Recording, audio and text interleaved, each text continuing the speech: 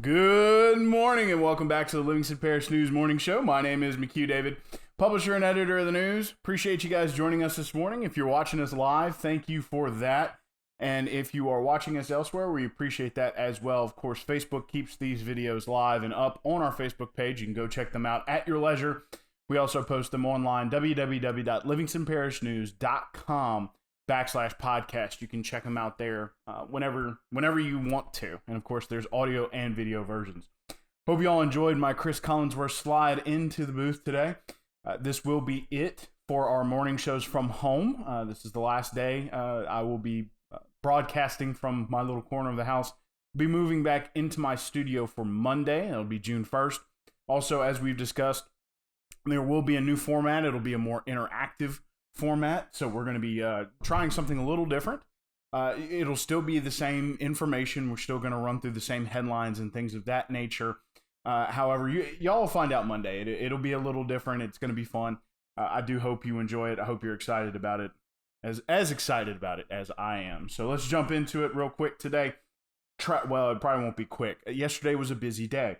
Your traffic today, minor delays at Jubin and Hatchell and 190. So in both places, you're looking at a little bit of minor delays. On-ramps are facing delays at 447, which is Walker, Jubin Road, and in Denham on Range. However, I-12 is flowing as of right now, no traffic. Well, it's not moving real fast, but it's flowing. Dunn and Lockhart, again, facing some trouble, guessing because of the roundabout construction there and the light. Just that's normal fare. Minor delays on 64 heading into Central. It's currently 70 degrees. 87 degrees is your high today. 68 degrees, your overnight low. We had a little rainstorm come through yesterday. Nothing crazy, but it did drop some rain, which is much needed in the area. Before we get into mitigation efforts and coronavirus and that kind of thing, a couple of outside stories. One, sort of a late announcement yesterday, came first from a Facebook post from Congressman Garrett Graves, which said, boom. And then later released a little bit of presser behind it to give some details. It's the first actual contract for excavation of the Comite River Diversion Canal, which was released yesterday by FEMA. It went to a contracting company out of Baton Rouge. They will be digging the first, the first section of the Comite Diversion Canal. It will go from the Lily Bayou structure up to US 61. They will also be responsible for replacing or adding bridges at 61 and for the Kansas City Southern Railroad. So it's going to be interesting to see. Right now, the deadline for that portion is December 2021, so about a year and 8 months from now. So that, of course, is the final projected goal deadline of the Comite River Diversion Canal. But this is the first contract awarded for the Comite Diversion Canal in 15 years. It'll be the first time dirt has moved for the project in some time. Now, as we talked about before, the Comite has been divided into several different phases, and a lot of the digging is going to be done in different phases and sections. Why? Because if any specific section or phase runs into some kind of problem, either a utility line they didn't know was there, some sort of Indian burial ground, as we've been told before, a three-headed frog, something of that nature, everything stops. So it's going to be interesting to see if any section runs into those kinds of problems. It, of course, will delay that 2021 December deadline. But this is, again, a $55 million contract, has been awarded. Not entirely sure when digging will start, but this is the first process, of course, is paying out the money. Again, that's going to be from the Lily Bayou structure to Highway 61. So it's going to be the Kansas City Southern Bridge, as well as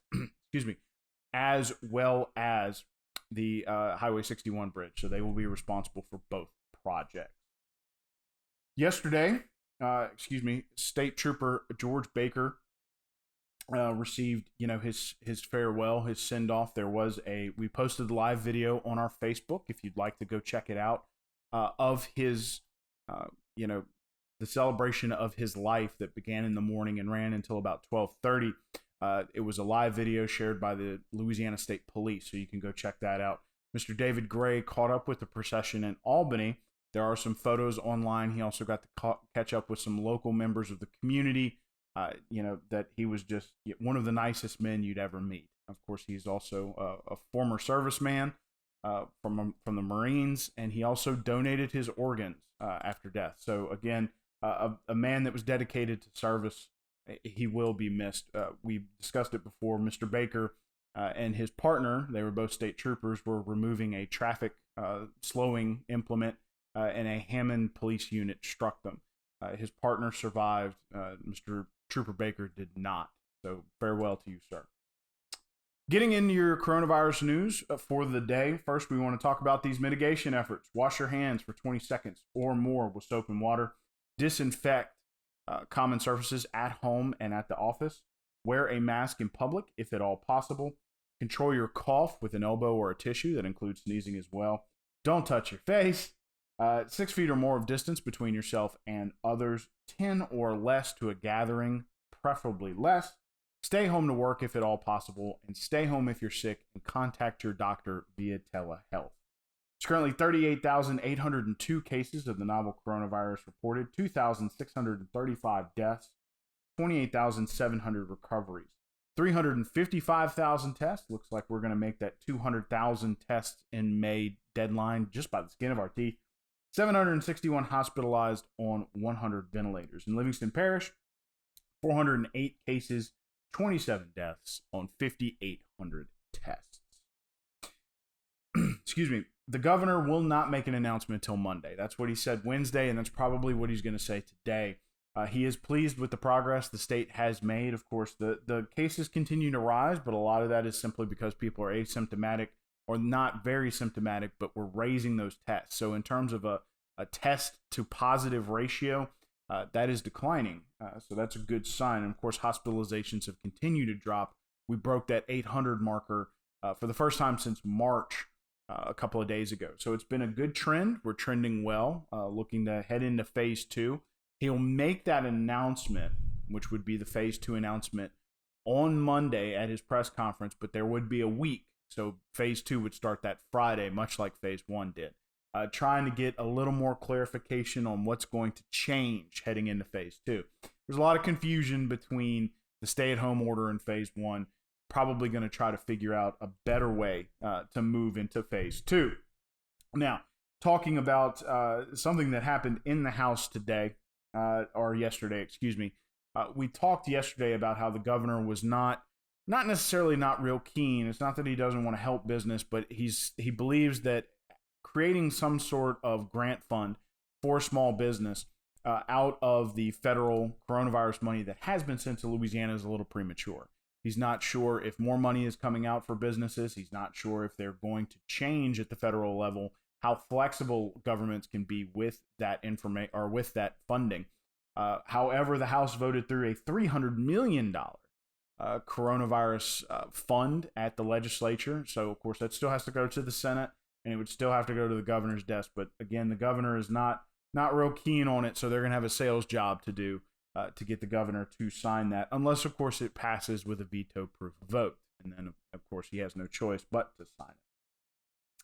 Yesterday, a little bit of interesting news. Every Thursday morning, the Resilient Louisiana Commission meets at about 8:30, and they talk for a couple hours about what the commission's doing, what the individual task force and committees are doing, just kind of a general update.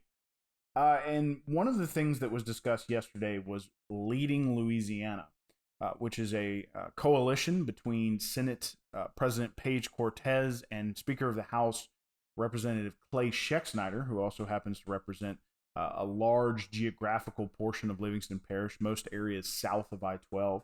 Not all of them, but most. And the point of this website is for the pair to get out information about what's going on in the legislature, especially with regard to response from the novel coronavirus. Both Cortez and Schexnayder said that they felt like the legislature was being painted in an unfair light. They also said that that not enough information was coming out. Now, they do have a Facebook page, a Twitter page, and a Venmo page, and usually Venmo's used for, excuse me, I mean, not Venmo. Venmo's for money. Vimeo page, which is used for video. So let me try that again. They have a Facebook page, a Twitter page, and a Vimeo page, which is used for video processing. They didn't say exactly what kind of information is going to be coming out or who will be producing it. That's all they said. Now, when you go to their website, which is leadinglouisiana.com, there is no website. It takes you straight to a donation page, which is run by a company called Anecdot. And the idea is they're just looking for donations, I guess, to get things going. Now, some of the fine print on that website says that they can lobby for or against, or promote, I guess you can say, for or against specific legislation at a state and federal level. It's also a 501c4, so donations to it are not tax deductible. So it's going to be interesting to see what kind of legs that web page gets, that website. But again, it's been developed by Senate President Cortez and Speaker of the House Clay Scheck-Snyder in an attempt to push out information. Of course, if you're not familiar with Anecdot, it's run by Paul Dietzel. He ran for Congress quite a few years ago. Actually, the first time Garrett Graves ran for Congress.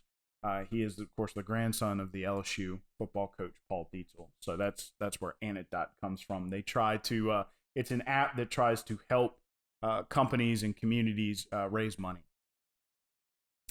Lawmakers have approved the rural broadband bill. This will go to the governor's desk. This is something that he believes in and wants to pass. And it is something that might have certain applications here in Livingston Parish. It was discussed briefly last night at the parish council, but not much more than just that it had passed the House. The idea here is to try to create partnerships and funds to get more broadband internet spread out over Louisiana. As of right now, specifically, we learned through the Louisiana Department of Education, who had a survey, there are at least 25% of students in the Livingston Parish school system who do not have high-speed internet at home. So we know here in Livingston Parish it is a problem. Of course, it's being discussed at the parish council, especially a lot of folks in District 8 and District 9. Excuse me, I touched my face. I do apologize for that. In District 8 and District 9 are looking for better access to broadband internet. So it looks like, at least through the state of Louisiana, that may be coming sooner rather than later. Unemployment, because of the novel coronavirus, continues to rise. Louisiana looking at a real-time figure of about 38%. Livingston Parish is near 18,000 total unemployed. Of course, the number of new unemployment claims has slowed every week for about the last 3 or 4 weeks. That puts Livingston Parish second in the capital region, which makes sense. Livingston Parish is behind East Baton Rouge and just ahead of Ascension, and it goes just like that. East Baton Rouge is leading the way with Livingston second, Ascension third. BRAC estimates, which BRAC is the Baton Rouge Area Chamber, estimates that the capital region is currently experiencing a real-time unemployment rate of 20 to 25%. Going along with that, yesterday, 500, or it was reported yesterday, we believe the letter was sent Wednesday, 500 doctors affixed their name to a letter sent to President Donald Trump saying that the shutdowns were a mass casualty event in terms of deaths for people who did not have COVID-19 but needed to seek ongoing medical attention. Now, the names of all the doctors were released. There's over 500 of them. You'd have to Google each one to see what they were. Some are emergency physicians, some are dentists, a wide mix of things. But one of the reasons that Governor John Bel Edwards opened up the healthcare system in Louisiana early, about a week earlier than everyone else for phase one, was to try to get those folks to go back to the doctor to try to seek that ongoing care or those screenings that they needed. Of course, that's what this letter said, was that keeping people out of the doctor's office, especially in some areas, could cause more long-term health effects. So it's going to be interesting to see the studies that come out later that will discuss that. But there's a wide range of doctors who signed this letter. Of course, in a lot of places, the shutdowns are being lifted. But it is interesting to see that some people still are unwilling to go to the doctor because of the novel coronavirus. So we will see how that affects specific individuals who probably needed ongoing, especially acute care. 2 Walker students are going to graduate early because they are going into the armed services. Justin Foster will be an aviation electronics specialist in the Marines, and Taylor Williams will be a field artillery man in the Army. So congratulations to both of them. The interesting thing about this news is that normally they would have graduated by now and moved on to the armed forces. However, Walker's graduation is not scheduled until late June. So their diplomas have already been distributed to them, and they will go and join the armed forces. So thank you both for your service. Last but certainly not least, Springfield High School made national news. It was very interesting. A personal and final farewell. It's unfortunate, of course, 83 seniors will be graduating from Springfield High School this year. And they will have a graduation sort of later on in the summer, much like every other school is, of course. We talked with Superintendent Joe Murphy about those in a podcast. You can go check that out. But of course, they're kind of anticipating being in either late phase 2 or phase 3 at that point, and being able to have all those people in, in Walker High Gym. The larger schools will be at their football fields. That would be Live Oak, Denham, and Walker himself. And then French Settlement and Maurepas will have their graduations in their gym. Everyone else will use Walker, Springfield included. But they wanted to do something more for their seniors. So assistant principal and her husband developed a bunch of banners that are outside of the school grounds, and you can drive by and see them. It's a big picture of each one of the seniors, and it's again a personal and final farewell. So I'm sure those kids appreciated that as they kind of, especially for these seniors, if you'll remember, started, and a lot of people like to say too, they were born amidst a challenging time in America. Right after the 9/11 attacks, a lot of them were. When they were freshmen, they went through the flood, and now as seniors, they went through the coronavirus. So if you see a senior from a Livingston Parish school, give them a hug, or at this point, just give them a wave and say, I'm thinking about you. Because for some of them, it's always going to be tough for them, but some of them are going to be probably some of the toughest people you've ever met. So congratulations to these seniors who will get a graduation ceremony right in the middle of the summertime. Right around June and July, that gap there. And thank you to Springfield for recognizing their seniors. A lot you can also go check out on our website. Mr. David Gray caught up with a lot of the senior parades that have been going on around the parish, where seniors hop in their car, go say hello to folks in the community, and just kind of give their final wave as they head on off to whatever they're going to do next. One last time, let's talk about these mitigation efforts. Wash your hands with soap and water for 20 seconds or more. Disinfect common surfaces at home and at the office. Wear a mask in public if at all possible. Control your cough with your elbow or a tissue. Don't touch your face. 6 feet or more of distance between yourself and others in public. 10 or less to a gathering. Stay home if you're sick. And utilize telehealth to get in touch with your doctor. Stay home to work if at all possible. Want to talk about these coronavirus statistics one more time. 38,802 cases reported, 2,635 deaths, 28,700 recoveries, 355,000 tests, 761 hospitalized on 100 ventilators, 408 coronavirus cases in Livingston Parish, 27 deaths on 5,800 tests. Getting right back into your traffic real quick. Jubin and Hatchell at 190 are both experiencing some minor delays. 4-H Club Road, River Road, and 190, also some minor delays. I-12 is flowing, but you're looking at some delays on the on-ramps, getting onto the interstate. Dunn and Lockhart, you're probably going to be looking at some delays there for a while until that roundabout is complete. And some minor delays on 64 heading into Central. It's currently 71 degrees. 87 degrees is your high. 68 degrees your overnight low. It's going to be cloudy today, but not too bad. Maybe a small percent chance of rain, about 20%. One last time, my name is McHugh David, publisher and editor of the news. Appreciate you guys joining us for the Livingston Parish News Morning Show, especially the home edition that we've been producing here for about 10 weeks now.